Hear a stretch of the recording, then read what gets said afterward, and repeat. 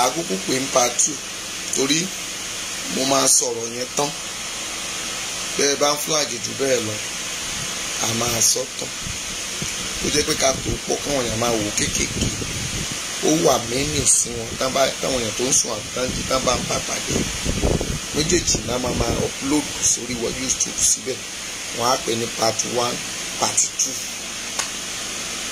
mami mo ní ṣe ìrántí Olúrìn ibi tí mo bá dé nìyẹn ṣe ìrántí Olúrìn lẹ́kìtì torí àwọn èèyàn tán rò táwọn Fáyẹmí rò pé bàbá wọn ni bàbá orílẹ̀ ni àtàwọn tí wọ́n ń gbárùkù tì í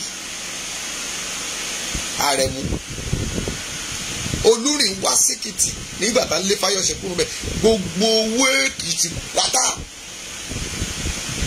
òun ni Ọbásanjọ́ àti Olúrìn kó kí ló dé tó jẹ́ èèyàn jẹ́ olójú kòkòrò nígbà tí wọ́n tún fẹ́ jẹ oyè ọba Olówú Ọ̀fọ̀wú ẹmọye ọdún àti àkókò tó fi dá dúró dì ṣebí ẹni tó fi síbẹ̀ òun ló tó jáde láyé lẹ́nu ọjọ́ mẹ́ta dádì wọn ò tí ì jẹ̀mí o a ò tí ì túmọ̀ àrà tó fẹ́ dáńbẹ̀ o kéèyàn máa ṣe bí ọ̀pọ̀ ẹranko ìgbẹ́gàn sàn ju ènìyàn lọ àwọn bàbá tó yẹ kẹ́ ẹ bá ní ipò àwọn bàbá tí kìí ṣe bàbá 60 tí ì ṣe 70 tí ọmọ wọn gan ti ṣe òṣèlú ilẹ̀ yìí ṣé tí Ìyábọ̀ la fẹ́ sọ ọmọ wọn wà ní mílítírì lọ́wọ́ lórílẹ̀‐èdè Nàìjíríà ara ọmọ wọn fara gba ẹ̀ta ìbọn Boko Haram kí ló wá ń dùn nínú bàbá tí bàbá sọ pé ilẹ̀ ìbí òun Ẹ̀gbá Oníṣàbí Abigail ẹ̀rọ ànúgbàmù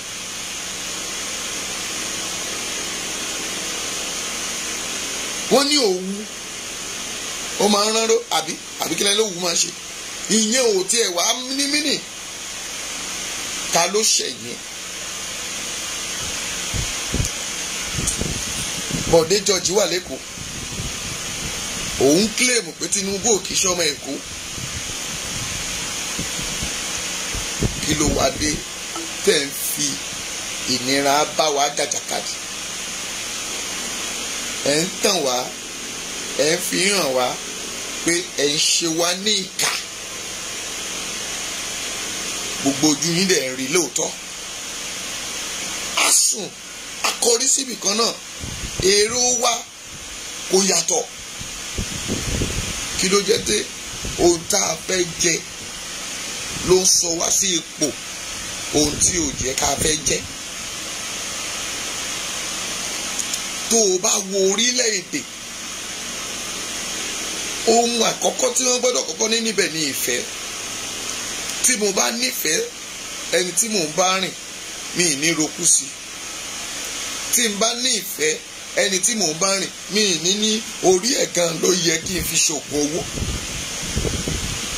ẹni tí mò ń bá rìn tí n bá nífẹ̀ẹ́ mi ì ní sọ pé ó yẹ kí n mú anything pertaining that person kí n fi ṣiṣẹ́ ìkàsí tí n bá nífẹ̀ẹ́ ó yẹ kí n pè ẹrú ẹni yẹn tó ń sọ pé ó ṣẹ̀ mí ni tí n bá nífẹ̀ẹ́ mi ò ní fẹ́ bí pa àwọn arúgbó tí n bá nífẹ̀ẹ́ mi ì ní kó nǹkan oníkan kí n sọ di tèmi tí n bá nífẹ̀ẹ́ mi ò ní jó ogún tí bàbá wa fi lẹ̀ tó jẹ́ ọgbọ́n ti gbogbo wa mi ì ní pa nítorí tiẹ̀ òun lolórin sọ pé somebody balẹ̀ jẹ́ somebody tún lè ṣe orílẹ̀-èdè Nàìjíríà ò lè tún ṣe mọ́ àwọn náà ti kóra wọn jọ nísìnyí ẹ máa tó gbọ́ o àwọn gómìnà náà lọ ṣèpàdé ẹ̀yin gómìnà olórí burúkú ilẹ̀ Yorùbá tẹ̀ rí nǹkan ṣe ogun ọ̀run díje sí yín lọ́wọ́lọ́wọ́ báyìí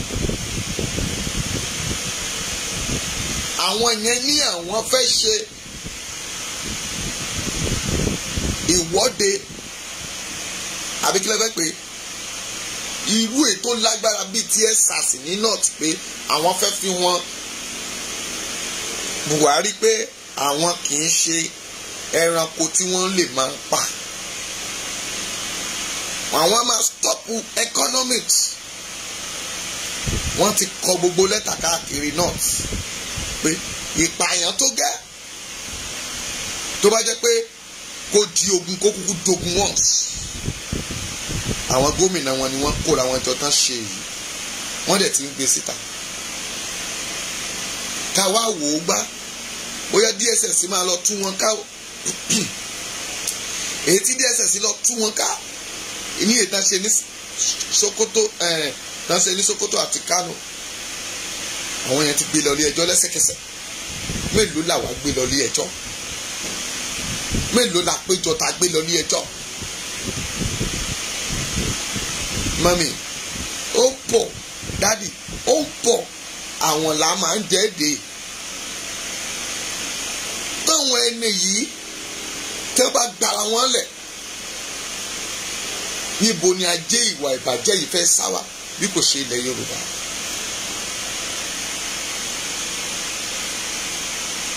DSS pariwo fún House of Rep àwọn gbogbo àwọn olóyè pé ajínigbé ti ṣetán láti máa jí nígbé, kẹ́ má bá wọn fún wọn ní ṣẹ̀ṣẹ̀. Ṣé mọ tí wọ́n rò débẹ̀ ìdán fi gbé síta? Ṣùgbọ́n ẹ̀yin ìjọba kóòtù Nàìjíríà sọ pé ìwàkiwà lẹ́sọ yẹn kò yẹ ká ẹ gbé irú ọ̀rọ̀ bẹ́ẹ̀ síta. Nígbà tọ́wọ́ wọn ò ká mọ́, nígbà tó jẹ́ pé àwọn alágbára ilẹ̀ Yorùbá, alágbára ilẹ̀ Ìgbò àti alágbára ilẹ̀ Málànà ń jí wa gbé. Wọ́n mọ àwọn tó lówó tán jí gbé, wọ́n mọ ibi tán kọjú sí, but àwọn Zenith wà ń bẹ̀, Zenith Gbàjàmíàmílà wà ń bẹ̀, wọn ò lọ jí ìyá ẹ̀ gbé o kó tó kú, wọn ò lọ jí ẹbí ẹ̀ kankan gbé o, wọn ò lọ Dubai kán lọ kidnap ìyàwó àtàwọn ọmọ Buhari. Buhari sọ fún mi pé tóun bá kúrò lórí oyè òun fẹ́ padà sóko. Talẹ̀ ń parọ́ fún ẹ ti ń ya wèrè dànù. Ipò tí ẹ̀ ń lé yìí, ẹni ẹ ò lè bájọba jà, ẹ ò lè bájọba jà, lóòótọ́ ta ni ìjọba? It's not our majority. Ṣé kìí ṣàwa ní ìjọba ni? Tá a bá fohùn ṣọ̀kan, mọ́mì, tí ọwọ́ bá papọ̀ àtìléwó. Àìrìnpọ̀ ọmọ ejò ló ń jẹ ọmọ ejò níyà. We are not capable for anything. We are not capable for anything. Tó bá jẹ́ pé a wà capable ní, ẹ má bínú. Hello?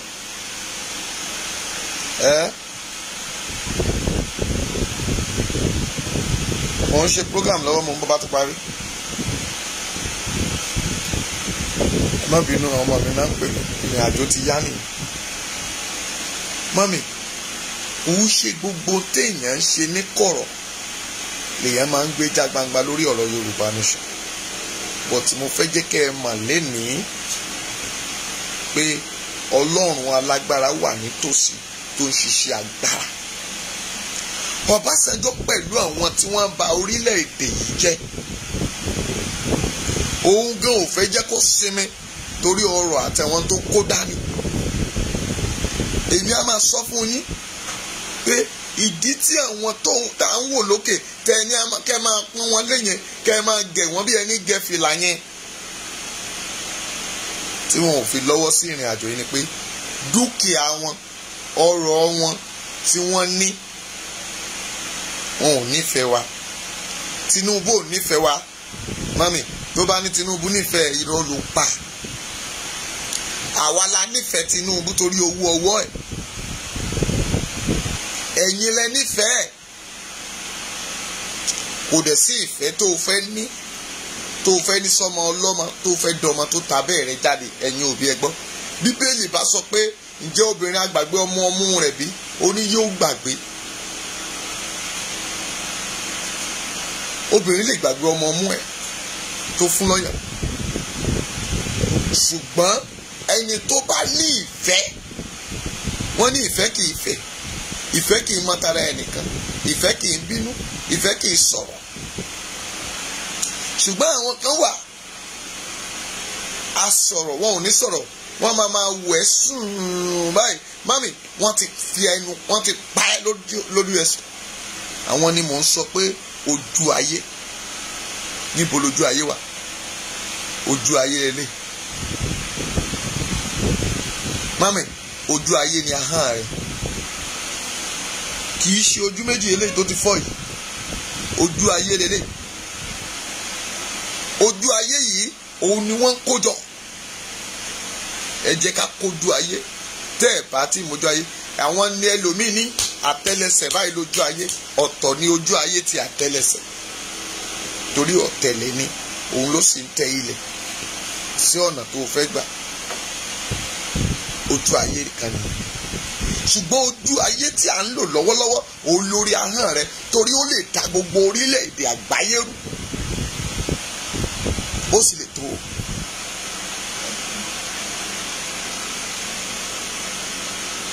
Lórí gbogbo lẹ́tà tá a ti kọ, lórí gbogbo sáìn tẹ́ ti sáìn, ǹjẹ́ ẹ mọ̀ pé statement Ọbásanjọ́ yẹn ó mú gbogbo ọ̀rọ̀ tá a ti ń jà fún látogún ọdún yẹn, ó mú mẹ́hẹ̀. Níbo ni Ọbásanjọ́ fẹ́ wọ̀ lórílẹ̀‐èdè àgbáyé tí ò kí ń wọ̀ bẹ́ẹ̀? Alágbára kíkakíka ni, ṣùgbọ́n kó máa rántí pé alágbára máa ṣubú.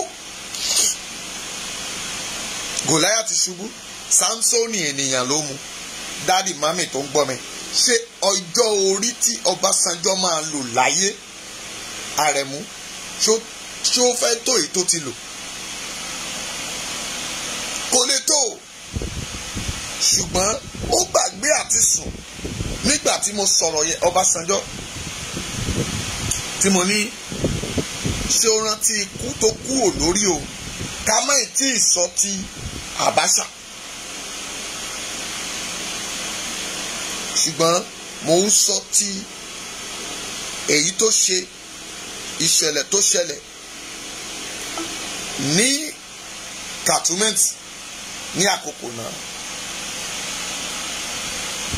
Ọ̀pọ̀ èèyàn sọnù láyé Ọbásanjọ́ tó jẹ́ pé ṣùgbọ́n torí ojú wa ò là. Àìmọye ìlú wọn ni wọ́n ń jà torí ààlà ilẹ̀. Aya Ọbásanjọ́ ní ogun Mọdákẹ́kẹ́ àti Ifẹ̀ ṣẹlẹ̀ ńlẹ̀ Yorùbá. Náà ti wà peaceful on that time now. Kò sógun ní náà tí.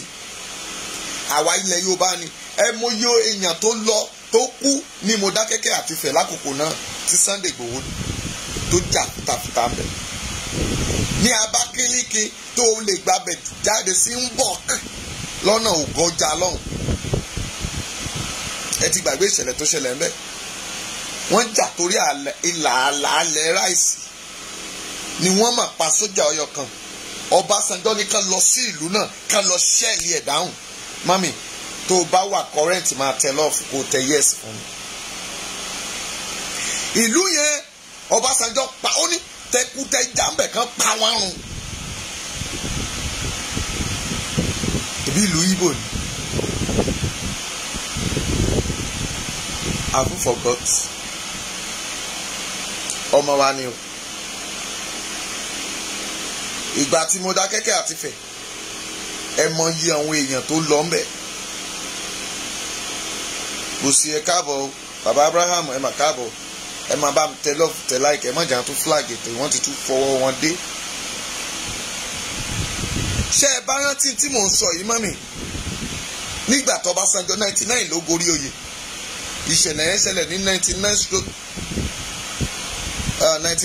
2000, 2001, 2002, ṣé 204 ló máa ṣẹlẹ̀. Towards end of second time when ní Mbọ̀k tẹ bá gba Abakaliki àbí kí lẹ máa ń pè dé, tẹ bá gbà tẹ fẹ́ jáde sí ọ̀nà Ògójà.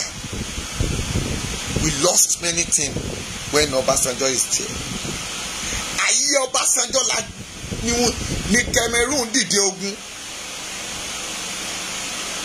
Bàkásì ẹ mọ iye ọmọ Nàìjíríà tó lost property wọn sí sí ọwọ́ àwọn bàkásì ilẹ̀ Nàìjíríà. Ọbásanjọ́ yọ̀ǹda ẹ̀ because of owó tó fẹ́ rí ní Cameroon àti property ẹ̀ tó wà ń bẹ̀ kán mọ̀ bá bàá jẹ́. ṣé iye yìí ti ṣí báyìí?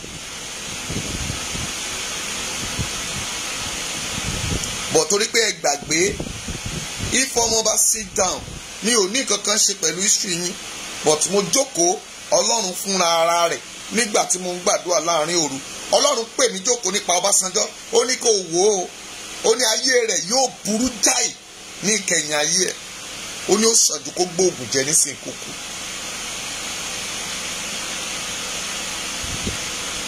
ìjọba mìíràn ń bọ̀ tí ó pọ́n Ọbásanjọ́ lójú ju ti Abacha lọ. Go and note it down. ìjọba míì ń bọ̀ ìjọba fi pákáleke fi rọ̀ dán yín gbogbo ẹ̀yẹn dàs ilẹ̀ Yorùbá ìjọba Fúlàní míì ń bọ̀ wá tí ó pọ́n gbogbo yín lójú tẹ́ ẹ bá kọ̀ tẹ́ ẹ jẹ́ kí ilẹ̀ Yorùbá ó lọ. gbogbo yín máa padà sínú cage. ṣebí Ọbásanjọ́ sọ pé òun ò lè gbà.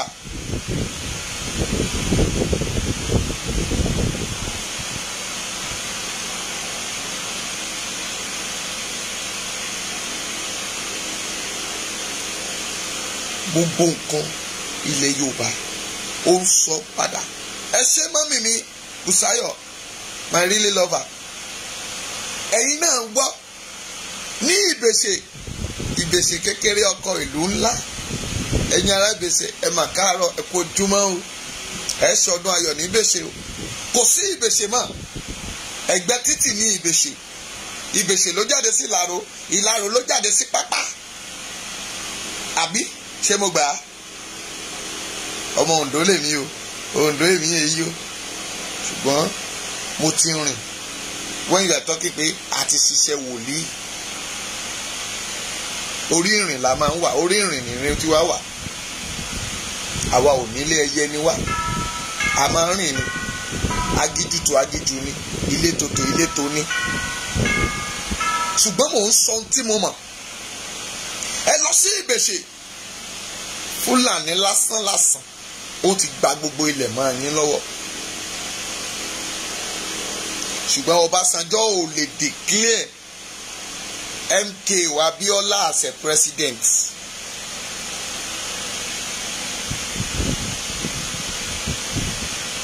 kò lè declare MKO Abiola as a president lákòókò ẹ̀ kò lè declare as a guilty pé ó win election. ẹ̀rí ọmọ Yorùbá kí ló sọ ìfẹ́ nù láàrin yín gan? kí lẹ ṣe fúnra yín tí ìfẹ́ sọnà? a kò dé ìdáríjìra wa. ẹ wo àwọn administrator èmi jù ẹ ìwé òjù mi mo sọ̀rọ̀ jù ẹ lọ mi ò sọ̀rọ̀ jù mí lọ. ẹ wo àwọn àárín àwọn olórin èmi kọrin ìwọ ń kọrin kí lẹ kọ igi rádaràda. ẹ wo àwọn ayé àwọn òṣèré ayé wọn polúkú wọn ṣù. ẹ wo ayé àwọn pásítọ̀ tẹ́ ń pè ní pásítọ̀ ilẹ̀ Yorùbá ayé wọn ò wá. iṣẹ́ ìránṣẹ́ dàrú mọ́ wa lórí. ìfẹ́ owó ká jíyàn gbé ká pààyàn ká tẹ̀jẹ̀ yàn lẹ̀ kẹ pọmọ skul kẹ pààyàn lọ́tẹ́ẹ̀lì kẹ mú aṣọ tó wẹ̀ lọ́tẹ́ẹ̀lì kẹ ṣiṣẹ́ ibi sí kẹ́nìyẹn fi nu orí kọpọlọ rẹ̀ ó dàrú. kí ló dé tẹ wá sojú ayé tẹ ń sojú ayé? because you keep silent ó sọ kankan but now you can voice out. nígbà tí mo rán ẹ létí pé Ọbásanjọ́ tí gbogbo wọn yàn parí pé olọgba Sunday Igboho ìyẹn ò tiẹ̀ kàn mí torí Sunday máa jáde dáàdì ṣèbí wọn náà jáde lọ́gba ọwọ́ Abacha Ọlọ́run tó sọ náà ti wà lórí Sunday yóò sì gbà á jáde. àwọn náà máa tún sọ di prayer nígbà kan àwọn Christian wọ́n sọ di prayer àwọn ará ṣọ́ọ̀ṣì ọba Ọlọ́run tó yọ Ọbásanjọ́ nínú ẹ̀rọ kìnnì kan yóò yọ ọ́ jáde. Ọlọ́run náà máa gba Sunday Igboho bí president Benin fẹ́ bókọ̀ òun náà ti la irú ìrìn àjò yìí kọjá, òun náà gbàgbé ni ẹ̀san tiẹ̀ náà ń bọ̀. Baálẹ̀ ẹ̀san rẹ kò gbóògùn ẹ̀san áké o. Kọ̀mọ́ sàbásàbá bíi ẹ̀mẹ̀sì ẹ sọ fún French, ẹ bá ń sọ fún ní French pé ogun ọ̀run fẹ́ dìde sí i. Ogun ọ̀run ó fẹ́ dìde sí president Benin torí pé tó bá kọ̀ tó gbọ́ ọ̀rọ̀ sí ẹnu Ọbásanjọ́ tí ò fi sílẹ̀. Ọbásanjọ́ òun ni igi wọ́rọ́kọ́ tí ń dáná rú, ojú ayé yín rèé ta. Malami ni ò lè declare àwọn aráàlú tiẹ̀ ní terrorist yẹn, ṣùgbọ́n ìwọ ò lè support ọmọlẹ̀ Yorùbá. Didn't even say anything. Ó lè dákẹ́ torí pé ó sọ wá di ajá tó ń gbó. Dáàdì ìran ẹ méje máa jìyẹ. Ṣé báwọn ọmọ ẹ yàbọ̀ àwọn náà bímọ? Wọ́n bímọ. Ṣé o dẹ̀ ti rò pé ayé ti parẹ́? Àfi tí Jésù bá dé tí ayé yìí parẹ́ lẹ́ẹ̀kan náà. Lẹ ò ní jẹ̀yà. Ọlọ́run kọ́ ni èèyàn kan ní sẹ̀san, Ọlọ́run ẹ̀san ni yóò bẹ̀rẹ̀. Ẹ tí yẹn mọ̀ pé bóyá lójú ẹ̀mí yín gan ni gbogbo ọmọ tẹ́ bí yẹn máa wọ́ kú bí láti ń wọ́ sí bí láti ń ru paná. Ẹ ò tí ì mọ̀ ẹni tó kú lè ní la rí, a ò tí ì mọ irúkú tí ó pa wá náà. Ǹjẹ́ ẹ̀yin rántí ikú? Ǹjẹ́ ẹ mọ̀ pé ikú ní máa ń gba ìfẹ́ nínú ọkọ àti ìyàwó tó fẹ́ràn ara wọn bí ojú, nínú ọmọ tó fẹ́ràn ara wọn bí ọkàn, bí bàbá tó fẹ́ràn ọmọ tó fẹ́ràn bí bàbá. Ṣùgbọ́n ikú ní máa ń pè wá níyà. Bàbá tá a lè fẹ́ràn gan. How old are you? Bàbá tó ti súnmọ́ 90 years. Ṣé ẹ lè lo 1000 years láyé? Mẹ̀sítù làgán tó pẹ́ láyé ó kú pàpàkú náà ni. Ẹ ń jẹ every corner lérè. Ẹ wá ní èrè. Ẹ wo ilẹ̀ tí wọ́n gbà nígbà tó rí pé ilẹ̀ Yorùbá nígbà yẹn Sunday ti ń mì, gbogbo wọn ti sowọ́pọ̀, gbogbo tébù yẹn ti ń mì. Kí l'Ọbásanjọ́ ṣe? Lọ́tà ń bí bàtẹ́ ẹ bá gba kọ̀mọ́ǹdì lẹ́sẹ̀kẹsẹ̀ ló gbé fún wọn ẹ̀sẹ̀tì. Ó yẹ ẹ máa tà á. 40 million, 48 million, 28 million ni wọ́n ń tà á nísìnyí. Ilẹ̀ tó fi agídí gbà lọ́wọ́ àwọn ènìyàn. Ẹ lọ wò báyìí tó bá ti gbẹ́nu lé ọ̀tá yẹn lọ́wọ́ lẹ́yìn Ìkọ́lá lọ bẹ́ẹ̀ títí dé Ìpájà lọ bẹ́ẹ̀ wọ́n ń san fíìlẹ̀ wọn kan lọ lọ́wọ́lọ́wọ́. Ọbásanjọ́ ń tà á nísìn 24 million per plot. Ó tún fi búrẹ́dì kó wa lọ́bẹ̀ jẹ tí Olúwa nílé àti ẹ̀kún rẹ̀ ayérayé àti àwọn tó tẹ̀dó sínú ẹ̀. Ṣebí tí Tinubu lẹ́yìn rí tẹ̀ ń pariwo? Àwọn bàbá olè slow poison kọ́. Yunifásitì tẹ́ ẹ kọ́ èló ni wọ́n san bẹ̀. Àwọn ẹbí ẹ̀ kan wà tá ń fẹsẹ̀ rìn kiri yìí bàbá Ọbásanjọ́, Àrẹ̀mú, Oṣùọlálé àbí báwo náà ṣe ń kéyìn. Tí ò bá jẹ́ pé olórí burúkú wá sí onírádàràdà yẹn náà, ìgbà tó ṣépè fún ẹ ìbí gbogbo ayé ń bu èpè òun náà ti padà bóun náà báyìí. Bóun ṣègbéyàwó òun fọmọ fọ́kọ inú rẹ̀ ń dùn ṣùgbọ́n ogun ọ̀run ń dìde sí yín. Gbogbo ẹ̀yin tí mò ń dárúkọ lówùrọ̀ yìí ogun ọ̀run máa dìde sí yín. Ṣe pé gbà tí mo sọ ti Sanwó-Olú ẹ̀yin pásítọ̀ ẹ̀ lọ sọ fún ẹni kó wá ṣèwọ́de peaceful rally àbí kílẹ̀ pé peaceful rocking kò lè káàṣì ẹ̀. Ẹ̀yin wòlíì tẹ ríran bẹ́ẹ̀ pé tó bá lè láyé má tara yín jẹ. Bíbélì sọ pé gbogbo Jésù náà gan ló sọ nígbà tí Pétérù fi idà bẹ́ etí èèyàn tá mú Jésù sọ fún Pétérù pé ẹnikẹ́ni tó bá fi idà pààyàn á máa fi idà pa á. Ìbọn lóníkàn fi pa àwọn èèyàn, ẹ lọ kọ́lẹ̀ ìbọn náà máa fi pa Sanwó-Olú. Ìbọn ẹ lọ kọ́lẹ̀ fún kò lè escape ẹ, ìbọn náà máa fi pa. Sórí àwọn nǹkan mi wà tó jẹ́ pé ìtàjẹ̀sílẹ̀ èèyàn bó ṣe ṣe gan náà ni. A mà pé jagunjagun náà l'Ọbásanjọ́ tẹ́lẹ̀ ẹ wo òkú tí ó pa ẹ máa wò àfi tó bá lọ gbóògùn jẹ ló kù. Àwọn kókó wà ẹni láti jókòó tì ká analyse ẹ̀. mo sọ fún ìyá kan, mo ní Ọbásanjọ́ máa tó tẹ́ nígbà tó lọ bá tó ń advice Ọọ̀ni of Ifẹ̀, mo ló máa tẹ́, torí pé kì í ṣe pé orí ìtẹ́ tó advice bí kò ṣe mọ́ yẹn tó advice, ṣùgbọ́n bó ṣe advice yẹn kì í ṣe ohun tó burú, ṣùgbọ́n ṣé ìwà tiẹ̀ tó ẹni tó advice yẹn? ṣé ìwà tiẹ̀ ṣó tó ẹni tó lè gba Ọọ̀ni of Ifẹ̀ ní ìmọ̀ràn? lóòótọ́ gbogbo yín lẹ ní ó wà humble, èèyàn gidi ni, ọkàn rẹ̀ balẹ̀, ó lè ṣe ohun gbogbo. Ọlọ́run ló ń jẹ́ bẹ́ẹ̀ o. Fáráò ṣerú ẹ̀, gbogbo tó náwó sí ló tó, kò síbi tí ò pàṣẹ dé, ṣùgbọ́n ó pàpà ṣègbé sí Òkun Pupa. Ọbásanjọ́, ó fẹ́ kí n sọ̀rọ̀ ẹ o. Àwọn èèyàn ò mọ sítórì ẹ, but màá wo èmi ò mọ̀ ọ́ rí, ṣùgbọ́n ogun ọ̀run mọ̀ ọ́, màá dẹ̀ yànnà náà. Mo ti sọ díẹ̀ rí bó o ṣe pa obìnrin yẹn, àbó ti gbàgbé, because of Dangote. Obìnrin tó ní ìfẹ́ mẹ̀kúnnù lọ́kàn, ẹ wo àwọn èèyàn tó ti ara ìyá ẹ̀ dìde, ìyá Kútẹ́ yìí, ẹ mọ iye àwọn èèyàn tó ń ṣiṣẹ́ ní kọ́mpìnì yẹn, bùjẹ́bù dànù ni, àìmọye àwọn èèyàn tó gbà ṣiṣẹ́. Tí mo bá ní fa ọ̀rọ̀ yìí, ọ̀rọ̀ màmá Kútẹ́ yìí, ó máa kàn wọ́n kan lóńdó, ó máa kan bàbá Adébóyè gbọ̀ngbọ̀n. Tí bàbá Adébóyè ò bá bọ́ síta kó sọ ikú tó pa Kútẹ́ yìí as a pastor, that means kò lè rí ọ̀run wọ̀. Bàbá Adébóyè kò lè rí ọ̀run wọ̀ tí ò bá sọ ikú tó pa bàbá tó pa màmá Kútẹ́ yìí. I'm not ready for that. Mo ti sọ fún yín rí. Nínú helicopter crash kọ́lẹ̀ bọ́ǹbù ìyá yẹn dànù sí. Ìyá yẹn ló ra báṣítà lọ́wọ́ ẹ̀, ó padà lọ gba báṣítà náà. Ṣé ò ti máa ta báṣítà? Wọ́n ti ń ta. Ọbásanjọ́ wọ́n ti ń ta. Ọ̀rọ̀ ẹ̀ bó ṣe wà stupid, ó wà stitching, ó jẹ́ olójú kòkòrò, ó dẹ̀ tún yá ahun,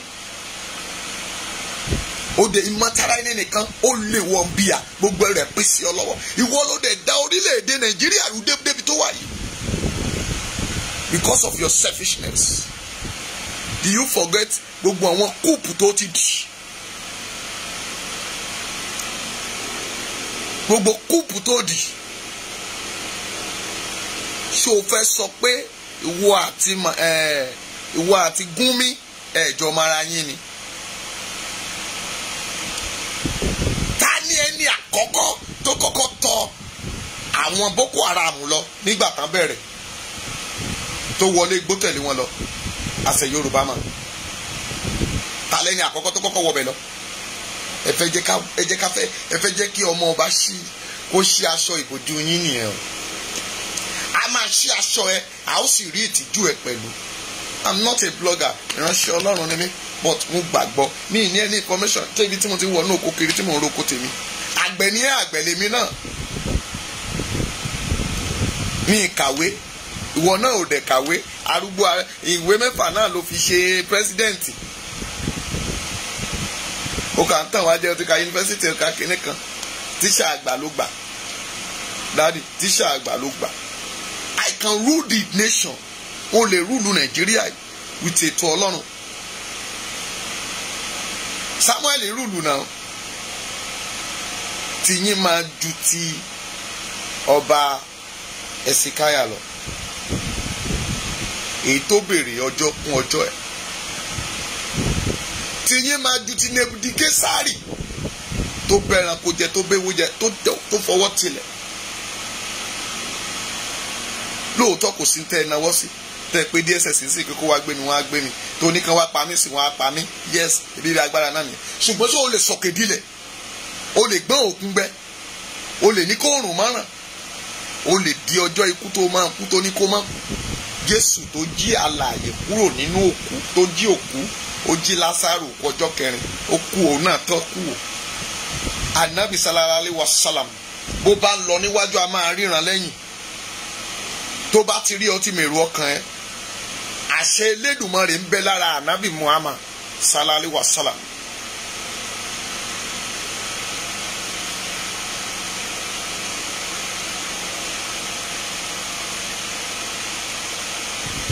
Dáàdì mami ikú dé wọ́n ní ànábì ikú dé o.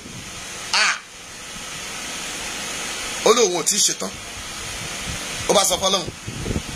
Ọlọ́run bá ní a máa mú lọ ikú ti dé ó ti tó. Ṣùgbọ́n tí bá ní kúkú mọ́ ti pa tí bá ní kó mọ́ tí ó ti ṣetán ni tí ó bá pa mí lẹ́nu tí kò ní wá mọ́. Ó ní yóò padà wá ó yá bísímìlà. Bàbá wa Ọbásanjọ́ ṣé ẹ̀ wá rántí ìyẹn ni àwọn alágbára ànádà àwọn tẹ́ ẹjọ́ jagun kìtàkìtà lánàá dà àwọn tẹ́ ẹjọ́ di kúùpù dà ọmọ tó tọ́jú ẹ̀ sínú ọgbà ẹ̀wọ̀n tí ò tó ọmọṣẹ́ Abacha dà Yar'Adua dà ọ̀rẹ́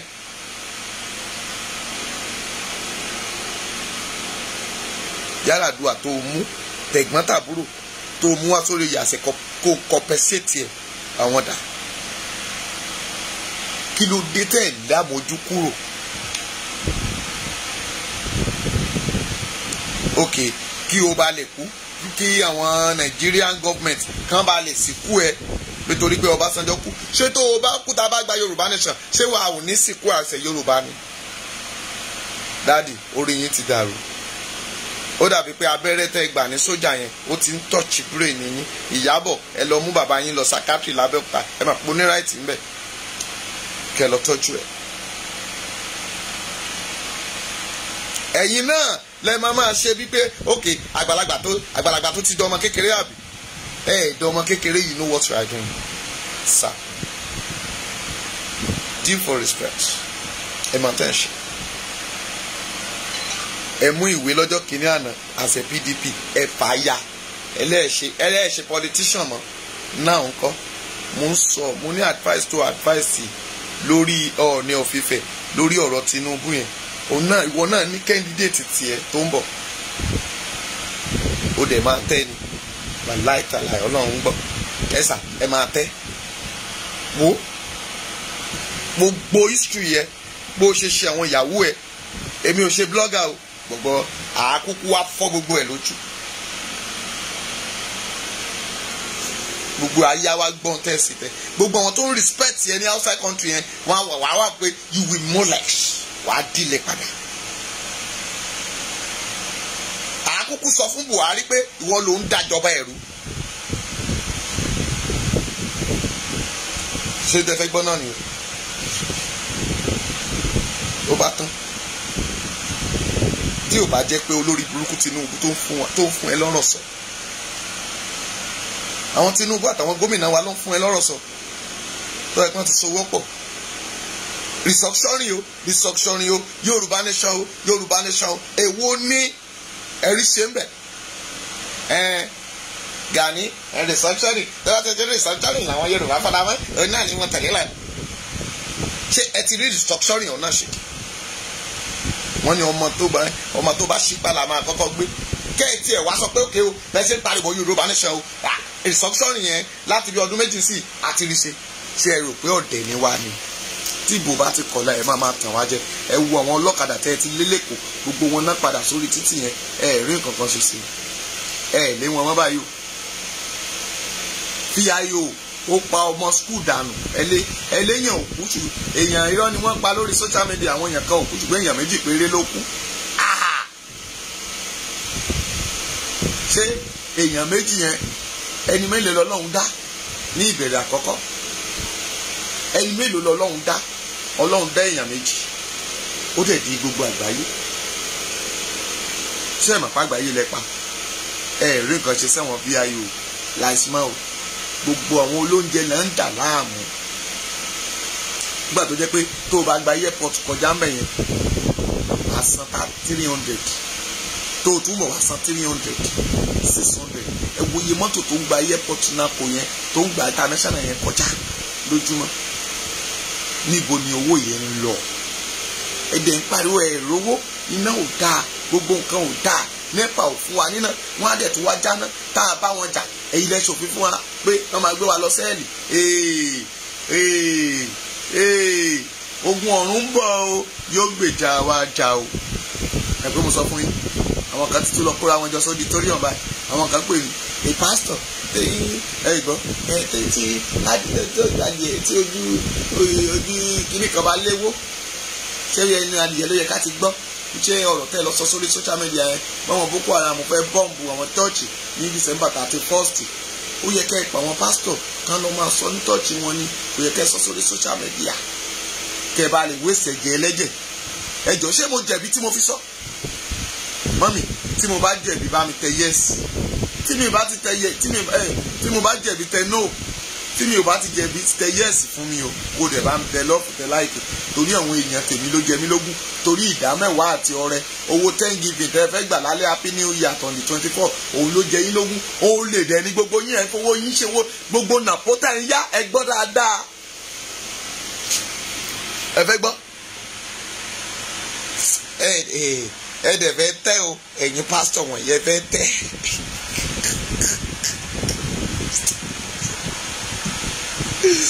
Ẹ ṣe jàre Táwàkálẹ̀ tún arówó lò, Ábúráhámù ẹ máa ṣe ń jàre.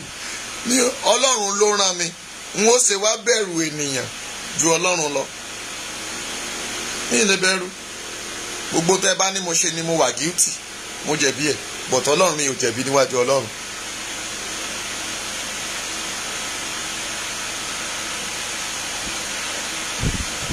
Mary ojú rí, ẹ ṣeun jàre, ojú tí yín ò ní fọ́, ayé ò ní pa yín lẹ́kún mọ́. Wọ́n dẹ̀ fẹ́ tẹ́ o, wọ́n fẹ́ tẹ́. Ṣé ẹ mọ̀ pé ẹ̀yin màmá lẹ Yorùbá tẹ̀ ń yáwó nàpó? Ibo ni wọ́n ti rówó tí wọ́n tẹ̀ ń yá? Ẹni owó gúrúmì. Àwọn pásítọ̀ yìí ni wọ́n kọ̀wé sí ìlú òyìnbó pé ẹnìkan ti pè mí rí, pásítọ̀ ni. Oh my God, ṣé wọn ò dẹ̀ ní sọ pé mo jòrò bọ́ adìyẹ báyìí ẹnu pásítọ̀ ò bò báyìí o.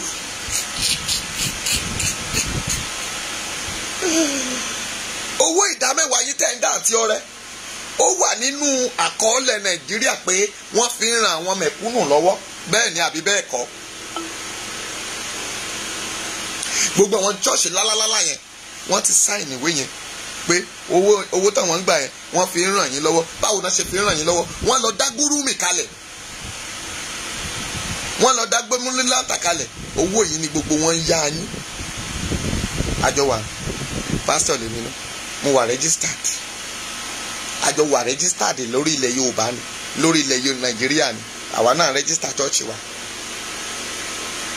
Ó bá tán, àjọ ń san ẹ̀jẹ̀ bí ẹlòmíì limited, ẹlòmíì enterprises limited làwa tún san taxes fún ìjọba location 419. Wọ́n jẹ nínú ìlàgùn mi, mo san tax fún wọn.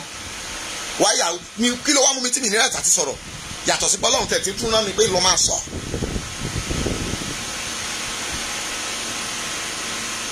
Owó yìí là ń kójọ, ẹ̀yin tún lọ gbowó. Bíbélì sì sọ wípé ká má ṣe ya owó eléèlé. Ègbé ni fún àwọn tí wọ́n ń gbowó èlé. Ègbé ni fún wọn àwọn tí wọ́n ń yá owó èlé. Pásítọ̀ ẹ̀ ń yáwó èlé ní chọ́ọ̀chì yẹn, kóra yín jọ ẹlẹ́yìn yára yín lówó. Tẹ́ bá ti yára 1,000 naira ẹ máa san, a máa san. Tẹ́ bá yá 100,000 a máa san lójoojúmọ́. Mami a fi san 130,000, ẹlòmíì san 120,000. Ẹ̀dẹ̀ gbowó eléèlé. Owó mi ló tún fi ń ṣe mí lálejò. Ó mà ṣe o. Mami stop ìdámẹ́wàá chọ́ọ̀chì ẹ̀ kó má san. Ìdámẹ́wàá èèyàn má san sí ṣọ́ọ̀ṣì yín, wàá rí bí pásítọ̀ ṣe máa kanra mọ́ ẹ.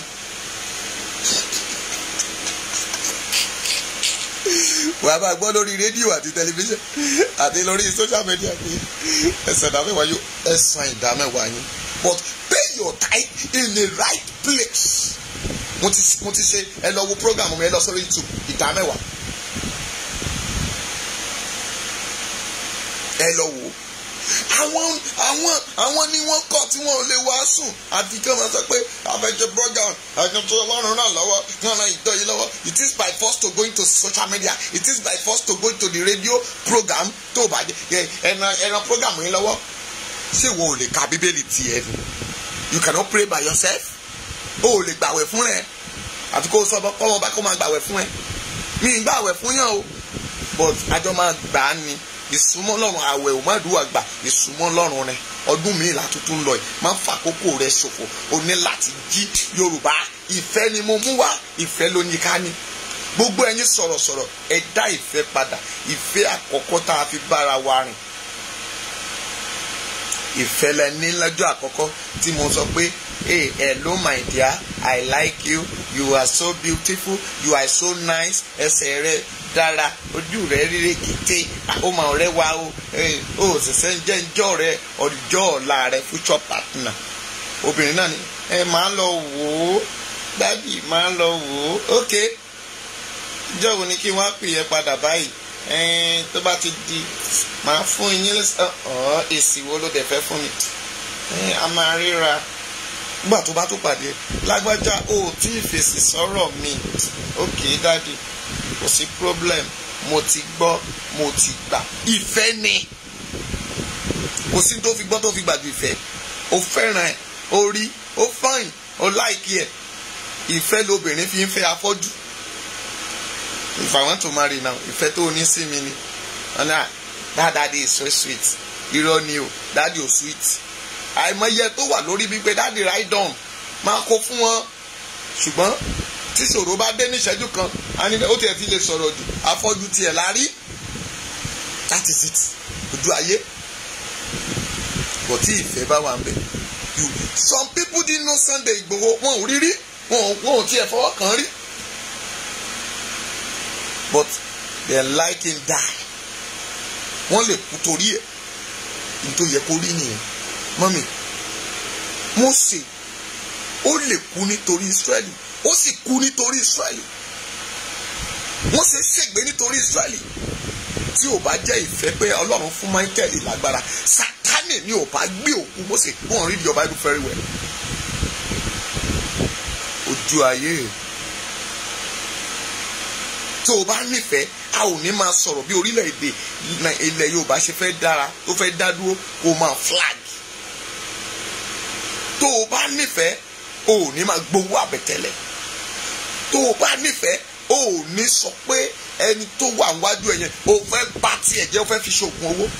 Ọkọ ò ní wò sùsù kó sọ pé òun fẹ́ lórí ìyàwó òun. Ìfẹ́ ló sọnù. Ẹ̀gún kan ò jà wá nílẹ̀ Yorùbá. We lost ìfẹ́. Asọ̀fẹ́ nù. Ìfẹ́ o, ìfẹ́ dà, níbo ni ìfẹ́ lọ? Ìfẹ́ o, ìfẹ́ abojú koko bí ojú irin. Ìfẹ́ dà, ìfẹ́ lènìyàn ò fẹ́. Bíbélì pọ́n ìfẹ́. Jésù lòun ò wá pa òfin rẹ̀. Ó ní ṣùgbọ́n o, fẹ́ràn ọmọ ẹnìkejì ẹ gẹ́gẹ́ bí ara ẹ. Is that so? Kájọ gbẹ́ bàálẹ̀, kéèyàn fẹ́ wọlé kó dẹ̀ gbẹ́ bàbá mọ́. Òkè ọlá ìbùkún wa máa ráàánú gbà, ayé ò ní pa ẹ́ o. Ó àṣìta ìbọn ayé ò ní bà ẹ́, tó gun ọ̀run ò dẹ̀ ní bà ẹ́ lórúkọ Jésù. Ẹ ṣọdún ayọ̀ o. Mo ti ń lọlé náà nìyẹn. Ètè flag wa ẹ lọ wo part 1, part 2 lélẹ̀ ọjọ́ kan àjọṣe láàárọ̀ yìí náà ni. Wọ́n tá bá flag yẹ nǹkan tá a máa ṣe sí part 1, part 2, part 3. Bàbá rẹ̀ mú Ọbásanjọ́. Mo padà bọ̀ wá bá yín o. Mo ti sọ pé bí àlọ́ bá lọ àbọ̀ àbọ̀ o. Ẹni oníbẹ̀jọ àtẹ́lẹsẹ̀ abẹ náà wò. Màá bẹ a ó bẹ iṣẹ́ yín wò láyé yìí. Ó dàbí pé torí pé ẹ mọ itú tí àwọn èèyàn yìí ń pa. Ìjà ká máa mú wọn ní kọ̀ọ̀kan. Èmi ọmọ ọba ti ṣe tán, màá máa mú wọn ní kọ̀ọ̀kan. Màá bẹ̀rẹ̀ látòrí Ọbásanjọ́, màá mú Tinubu, màá máa mú wọn ní kọ̀ọ̀kan títí dórí Gbàjàmíàmílà. Mo ti sọ fún yín, ẹ lè pa mí, ẹ kà lè sọ mí sọ́wọ́n ni. Àìmọye wòlíì tó dẹ̀ ti wẹ̀ wọ̀n.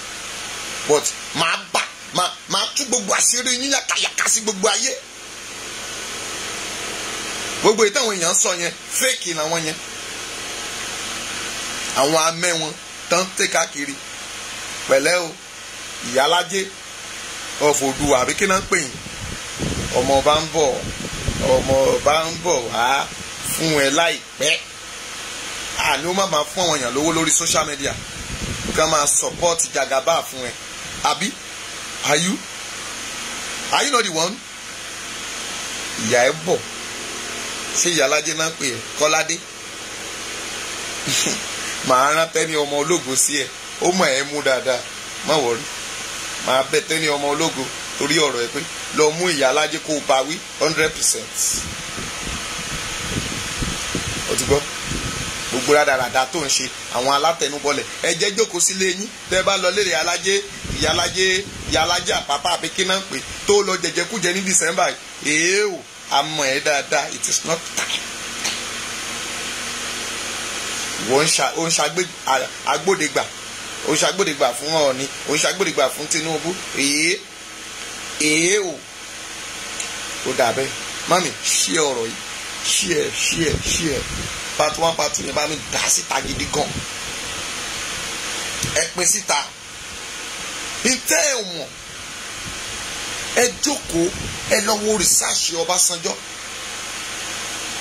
ẹ mọ̀ pé òun gangan ni iná wọ̀rọ̀kọ̀ tó ń da ilẹ̀ Yorùbá rú ẹ pé torí mo dákẹ́ látọjọ́ ẹ mú kà ń wò wọ́n yàn àwọn yẹn pé dáàdi a ò rí yín dáàdi ẹ pé torí mo wà nínú àsìkò ọjọ́ ìbí mi mo bá dẹ̀ tó wà nínú oṣù December mo máa ń jẹ́ kí inú mi dùn àti mo máa ń play ìfẹ́ sí gbogbo èèyàn mi ìfẹ́ hot ènìyàn mo máa ń ní àánú torí pé ẹni tó bá ti fọ́ lójú àdúrà kólé ló máa ń gbà àdúrà làwa dẹ̀ máa ń gbà but ní December mo máa ń ṣiṣẹ́ àánú púpọ̀ jù dànù kí n ṣiṣẹ́ ìṣẹ́gun mo máa ń tún èèyàn lẹ̀ púpọ̀ jù ní December tó ń kúrò nínú ìgbèkùn dànù kí n máa sọ pé Olúwa ló pa tí o bá fẹ́ gbàdúrà ìṣẹ́gun fẹ́yàn ní December mi ì ní kẹ́niyẹn kú ṣùgbọ́n ká rí ìhòòhò rẹ̀ gbọ́ ìwọ gbogbo lágbára tó lóun fẹ́ fi ẹ́ ṣẹlẹ́yà mo sọ bí wòlíì lénìí mo gbé ọwọ́ Mósè mi sókè níwájú rẹ̀ lórúkọ Jésù lọ borí ogun wọ́n ní bí ọwọ́ bá gọ báyìí ó ń gajorí ó rí pé ó gajorí yẹn ni bó o jókòó lẹ́lẹ̀ agajorí bó o dìde dúró agajorí lọ gàjọ tá ẹ lọ ológun ayé tó lóun gbógun tiẹ̀ ilẹ̀ kó gbé mi mami ó sọdún ayọ̀ wọ́dún yìí ṣe kú dẹ́rẹ́dẹ́rẹ́ kó parí ẹ̀mí rẹ̀ ò ní parí gbọ́ tàbárí òkan ṣoṣo tó ń dẹ́rù bá ọ tó ń pa ọ́ lẹ́kún lórúkọ Jésù Olúwa sọ di pẹ̀tẹ́lẹ̀ bẹ́ẹ̀ lÓlúwa wí bẹ́ẹ̀ ni wòlíì sọ kò ní yí padà Jésù náà agbára wa dáàdì mọ́mì mo sọ̀rọ̀ búkúlẹ̀tì lẹ́ẹ̀kan àwọn Arẹ́gbẹ́ ó ń fèèyàn ṣe bísínẹ́sì lọ Arẹ́gbẹ́ ń gbowó lọ kí wọ́n bá lè yí ìbò fún àwọn tó ń fẹ́ yí fún APC wọ́n ní kẹ́ wá ṣe N99 torí N99 yìí ó ní òjẹ́ kan fún yín ní búkúlẹ̀tì káàkiri orílẹ̀-èdè àgbáyé Nàìjíríà ò ní búkúlẹ̀tì síbẹ̀ they retain it here wọ́n ní kẹ́ ẹ wálé tẹ́ ẹ bá ti wálé wọ́n á wá béèrè N99 number of this N99 ni wọ́n fẹ́ fi mọ iye owó tó o ní lákàntì òun náà fẹ́ máa fi kówó wa òun náà fi dìbò òun náà máa lọ fi tẹ̀ka sí ìbò ní 2023 mami ẹ jẹ́ kí gbé dúró mẹ́ ó di alẹ́ ọ̀ àrọ̀là ẹ gbọ́ full detail Arẹ́gbẹ́ máa sọ àṣírí ẹ fún gbogbo èèyàn búkúlẹ̀tì lórí gbogbo orílẹ̀-èdè káàkiri gàgàgà àwọn Arab country yẹn wọ́n tún gbowó lọ́wọ́ àwọn ènìyàn pé a máa fún yín ní booklet ẹ jọ kí ló wà nínú booklet àwa tàwa Nàìjíríà gan bíbá àrí booklet gbà bọ̀ tó o bá ní N99 tó o bá ti lọ ṣe N99 ó tún lóye ọjọ́ tó máa wà valid tó máa wà value láti lè fi lò ní orí N99 national ID card kí ló wà ńbẹ̀ ẹni tó bá ti ní international passport ṣé kò ti jẹ́ ọmọ Nàìjíríà ààrẹ ẹni tó wà l'Amẹ́ríkà tí ò ní tó jẹ́ ọmọ Amẹ́ríkà tó jẹ́ akátá tí ò ní international passport wọn tó dẹ̀ ń jáyé ẹ̀ kí ló wà lé kí lè fi N99 ṣe ta ló mú N99 jáde àwọn wo ló wà di N99 kí lè fi dán ọgbọ́n rẹ̀ Tinubu káàbọ̀ àtàwọn tá máa ń lò jẹ́ kí wá sọ fún yín Gàjàmí Àmìlà ìwọ ló mà dá N99 nílẹ̀ àtẹ̀yìn bẹ́ẹ̀ lọ ẹ̀pọ̀ mẹ́ o ìbí ẹ ti wá kọ́ àwọn ẹ ti kọ́ Fúlàní ní NIN báyìí, àwọn náà ti wá fi ṣekú pa yín. Arẹ́gbẹ́ ìpọ̀dà oníṣòkòtò kékeré ẹ wá sọ NIN, ẹ wá sọ di wàhálà máa wà lọ́wọ́, ẹ wá sọ di ṣòro máa wà lọ́wọ́, ẹ wá já rọ́nà lọ́mọ́. NIN identification of kini kí ló wà fún? Ìgbà kan lẹ gbé BVN ọ̀hún lé ní àìmọye àwọn màmá tí wọ́n ti fi lose owó táwọn èèyàn ti fi gbá wọn tán ti kówó wọn ní báǹkì. Kò dẹ̀ sẹ́yìn Arẹ́gbẹ́ wọ̀nyí. Mo ń bọ̀ mẹ́. Mami orí ẹ̀ ò ní gbàbọ̀dẹ̀, o ò ní tọrọ jẹ, o ò ní tọrọ mọ́. Ó ń gbóná fẹ́lifẹ́li, àmàlà gbígbóná ni o. Tí mo bá ṣọjọ́ bí yẹn tán lásán, mami mi ní ẹ má wá o kí n tó ṣọjọ́ bí o, mo lè lọ ṣe ní sẹ́ẹ̀dì ó dáa. Tèbí èyí tí bá ti fún àwọn òpó àwọn aláìní bàbá aláìní ìyá lọ́ọ̀dì 20 dẹ̀ ti débi ọ̀túnla. Hallelujah. Èní 18, 19, 20 ọ̀túnla ni. Tí n bá ti fún àwọn òpó àtàwọn ẹ̀tẹ́ bá fẹ́ ràn mí lọ́wọ́ ẹ ràn mí lọ́wọ́. Àwọn àti bẹ̀rẹ̀ sí ń pín látàná àti kó àwọn ráìsì fún àwọn èèyàn. Mami ràn mí lọ́wọ́, bóyá adìyẹ ló ní, mo gbàdúrà fún ẹ̀yin tẹ́ ẹ ti ṣe lórúkọ Jésù, iná ò ní tọ́wọ́ yín o. Mi mà kó tó yẹn, mami ó mà dùn ká ran àwọn aláìní bàbá aláìní ìyá lọ́wọ́. Mi mà kó tó yẹn o. Mo rò pé àwọn èèyàn kà ń wò mí ni, mi mà pé àwọn èèyàn fẹ́ràn mi púpọ̀. Mami rẹ̀ sì kúnlẹ̀, ètò kó 10, ètò kó 2, ètò mọ́yọ̀ kan, ráìsì ti lọ. Àwọn tá a ní a fẹ́ máa fún wọn ní ike ọ̀dà 2 tá a ṣírò. Mami ààrẹ lòmíì tó ń gba báàgì lọ. Ògo ni fún Kristi, ògo ni àti ní ráìsì o, ráìsì tá a pín kò sí 5 ló kù. Àdẹ̀ tí àwọn èèyàn ti ń wá tẹ́lẹ̀, mo sọ fún mú ní ẹ jẹ́ dọ́dọ̀ ní 20, ṣùgbọ́n àwọn mọ́ mi, àwọn alátìlẹyìn mi, àwọn mọ́ mi àǹkó, àwọn mọ́ mi Mátúndé, àwọn mọ́ mi Mátúndé àti ìrọ̀wọ́ yẹn ọ̀pọ̀ náà máa ṣe tiwọn. Àwọn mọ́ mi Mátúndé, àwọn mọ́ mi àtàwọn mọ́ mi, àwọn mọ́ mi Bọ́dúnrìn àǹkó wọ́n pọ̀ ń bẹ̀. Mọ́ mi má jìnnà dùn ọmọ ẹni ẹ̀dínbọ́dì tó bá ti wá wòlíì ẹ máa fún wọn, àsìkò tán lè wá nìyẹn. Adẹ̀ ń ṣe kò sí ṣó ò ní wá bá mi ṣe birthday ní Nàìjíríà, ìyàwó mi nìkan ṣoṣo, o fẹ́ jẹ́ ká máa dá nìkan ṣe birthday ń bí. O wá Nàìjíríà o ní happy birthday in advance, mi ìdáhùn. O jẹ́ bẹ́ẹ̀ mi ìdáhùn. Orúkọ Jésù a ó jọ ṣọ̀pọ̀ ẹ̀ láyé o ṣeun. Dádì mọ́mì, iyì ni àwọn tí mò ń rí. Tí n bá ti sùn báyìí máa dẹ̀ rí àwọn áńgẹ́lì, wọ́n á dẹ̀ bẹ̀rẹ̀ sí jó pẹ̀lú mi. Máa bẹ̀rẹ̀ sí rí àwọn ènìyàn mímọ́, inú mi á sì máa dùn. Àbòsí ó ti ń gbọ́ bẹ́ẹ̀ di ọkọ ẹ̀ láti bí oṣù méjì tí mo ti ń pariwo ẹ̀ pé on the 31st of December ní birthday mi, but à ń fún àwọn aláìní bàbá aláìní ìyá on the 20, that is the latest. Mọ́mí àwọn nǹkan tó ẹ bá fẹ́ kó wá ẹ lè kó lórúkọ Jésù, àárá àánú gbà, ògo Ọlọ́run á wà pẹ̀lú wa. On the 20 ètò bá fún mi, kéèkì ni máa fi jẹ, ṣíkì ni máa fi rà, a ṣe máa pín ráìsì náà o títí di on the 31st yẹn o. A ti ń pín láti àná sí jẹta, a ti pín ti Ondo, a tún máa padà lọ sí Ondo yẹn ní bóyá next week tá a bá ti ṣe kó tó di pé birthday. Ó sì kàn wọ́n bíi 8 kan tá a fẹ́ lọ fún lóúnjẹ ń bẹ̀. Lórúkọ Jésù Ọlọ́run aṣọ wa láṣọ wa bọ̀ lórúkọ Jésù. Ẹ ṣeun o. Hallelujah, hallelujah. Ògo ni fún Baba.